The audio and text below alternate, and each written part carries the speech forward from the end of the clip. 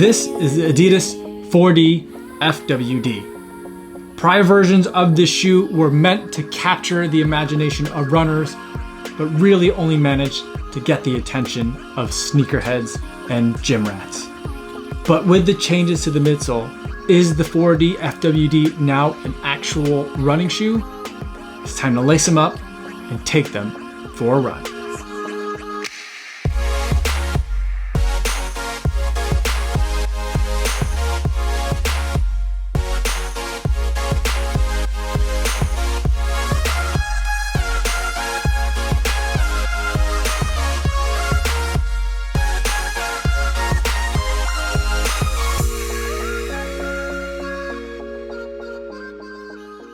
.73 miles, 8 minutes, 57 seconds per mile, 138 beats per minute today. Going for a first run today along the lakefront in the Adidas 4D FWD. Now, before I give you my thoughts on this shoe after just this first run, I do want to go over some disclosures. This is a pair of shoes.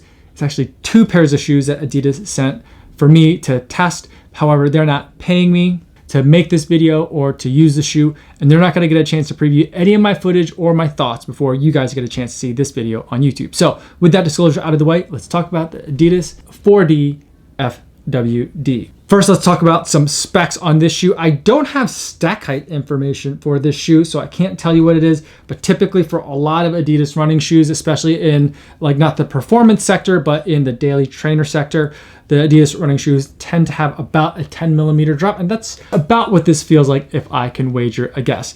In the midsole though, what we have is a 3D printed material, something that Adidas has been working on for several years. And this year they've come out with a configuration that they're calling FWD cell or forward cell. What it's intended to do is not only compress and absorb shock, but as this particular configuration of 3D printed midsole compresses, it's supposed to move you forward in terms of the way it decompresses. So that's where the FWD comes from. It's supposed to aid in additional forward motion. Up top, we have a Primeknit Plus material, which I think is just an absolutely delightful iteration of Primeknit. Adidas's knit materials have always been top-notch, some of the best in the field, and the Primeknit Plus I just am absolutely in love with. It feels so good.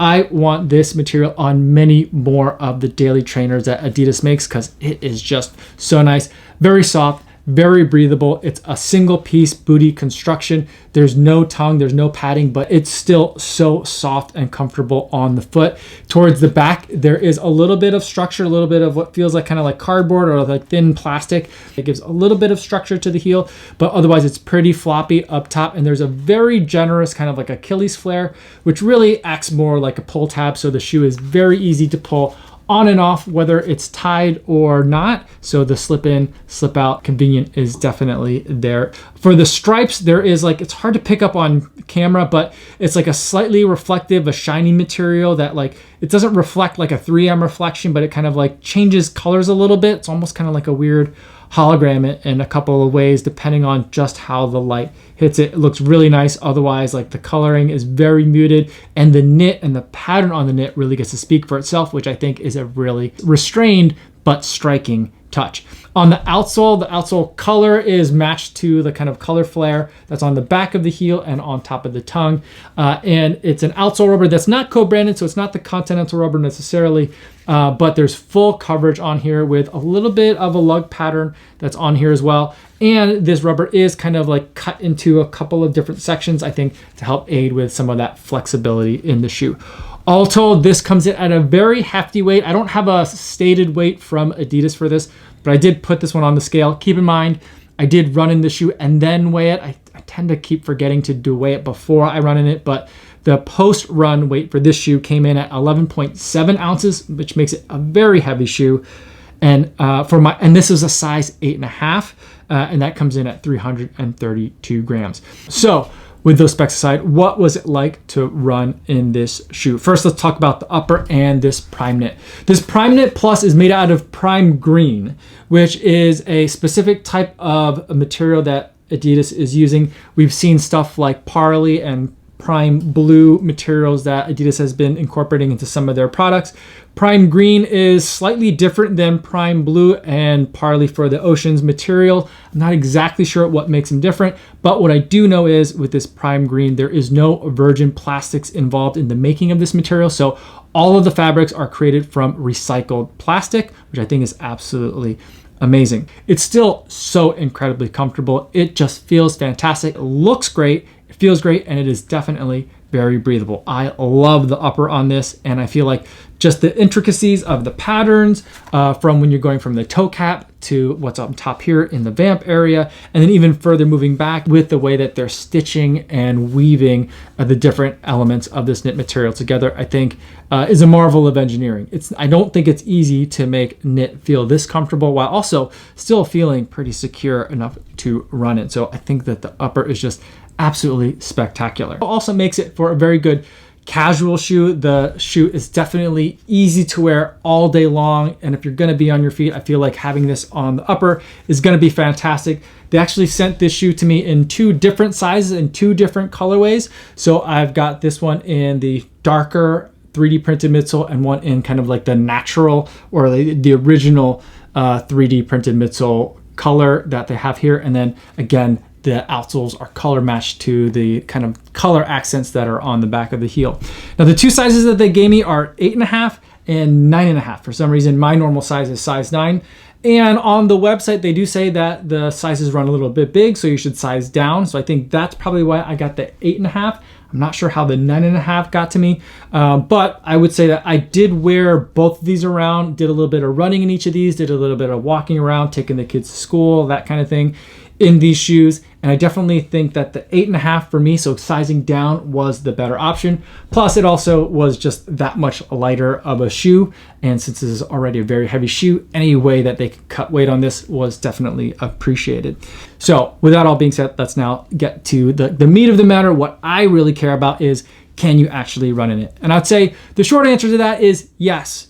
The longer answer is yes, but, and here's the rest of that longer answer.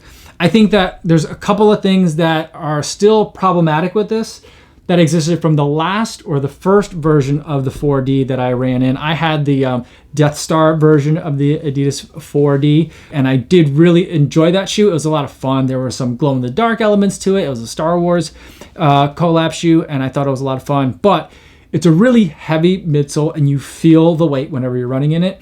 And it is not that soft of a midsole. So you see this and you're able to really, I mean, if you're doing the squeeze the Charmin test, you can squeeze all the little elements of this. You can twist it, you can bend it. All parts of this are super squishy. So you think you're gonna get a very squishy response when you're stepping in it, when you're running in it. But instead it still feels pretty firm and it feels very stable. So I feel like perhaps they've overcorrected in making this compound or like this whole system in terms of like being worried that it's going to be too squishy or unstable. It's very stable and it's not squishy at all. And it results in kind of like this is much firmer than I expected, and it doesn't feel anything like it looks. So they say that you're supposed to be able to feel like the forward propulsion after it compresses and then decompresses as you take each step. But I gotta say, I didn't really feel any of that at all. I do feel like it ran a little bit better than the first version of the 4D that I ran in. It still felt like a pretty firm foam. It felt like something that I would have loved to have a little bit of something else, maybe a secondary material or a thicker stack of the 3D printed midsole, just to give me a little bit more cushion and protection from the impact of the road. So even for casual use, I feel like I would rather have boost underfoot for a casual use shoe than I would want to have the 3D printed midsole underfoot, because I feel like for just like pillowy soft comfort, I think that Boost does a better job. And as far as like running is concerned, I think that I'd rather have Light Strike underfoot than the 3D printed midsole at this point. So I love where this is going. I love the idea that it's a 3D printed midsole and that it's not using a traditional foam. I love like the ultimate vision where I think they're trying to go with this is that sometime in the future, they'll be able to take a 3D scan of your feet or maybe see you running. And then from there, looking at the video footage, the algorithms can figure out where do they need to tweak and super micro adjust each individual midsole. I love the idea that that may be coming with this 3D printed midsole technology, but I don't think we're anywhere near that yet. This is just kind of, there's only one midsole that you can get, so it's not customized. You're not scanning your feet or doing anything like that at this point. And I think that based on what I'm seeing in this shoe, I still think that we're really far away from getting to that point where we can have kind of like the perfect shoe based on your preferences, based on your anatomy, based on your gait and your foot strike. I don't think that we're going to get near there at this point. There's a long way still left to go. I'm not saying you can't run in this. It's a firm ride, and for people that enjoy a firmer ride, I think that maybe you'll like this a little bit more. Or like today, I went on a shorter run for me, 6 miles and change, and I felt like I could definitely enjoy running in this shoe for that amount of time and going for an easy pace. I think if I wanted to pick up the pace a little bit, I would definitely feel the weight of the shoe and kind of like not really enjoy trying to go faster in the shoe.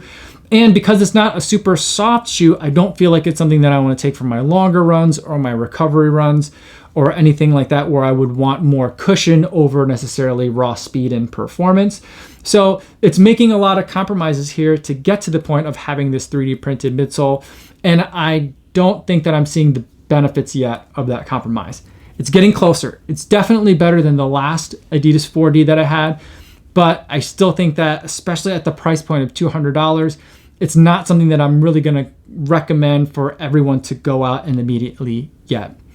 Moving to the outsole, I feel like the outsole did a great job. I got it wet, I got it onto some of the slippery concrete that was out there, and it did a fine job of keeping me well grounded, and I didn't feel like I was losing any grip at all, which is something that I would expect from an outsole from Adidas. They do such a great job in terms of putting the rubber on the outsole and making sure you always have great grip, even if it's not a co-branded Continental outsole on this one. Still very fantastic.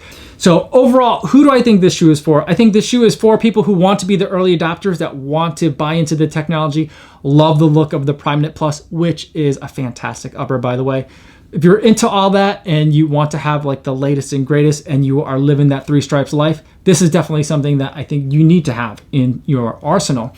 Or if you're someone that is looking for something that's going to look great and be functional in a wide variety of aspects, maybe not just running, but you want to be able to hit the gym, you want to be able to look good after and before the gym as well, and you want to be able to do it all in the same shoe, I feel like this is also something that can certainly hold up to it, whether you're doing plyometrics, whether you're hitting the weights, or whether you're hitting the road and getting your miles in. I feel like it's going to do a fine job for a lot of people. But if you're using this as a pure running shoe, I just feel like there's a lot of compromises that I don't think make that $200 price point worth it. So I love where this is going. I can't wait to see what's in the next one. I hope that they don't kill off this project. I hope they keep going, but we're not there yet. So those are my thoughts on the Adidas 4D FWD. Let me know in the comments if you have any questions, or better yet, feel free to stop by the live stream that I do Monday through Friday right here on YouTube. I'd love to be able to talk to you guys in the chat. That's all I have for today, everybody. Thanks so much for making it all the way to the end of the video. Hopefully you guys are staying safe out there on your runs, and I'll see you in the next one. Yo, what's going on?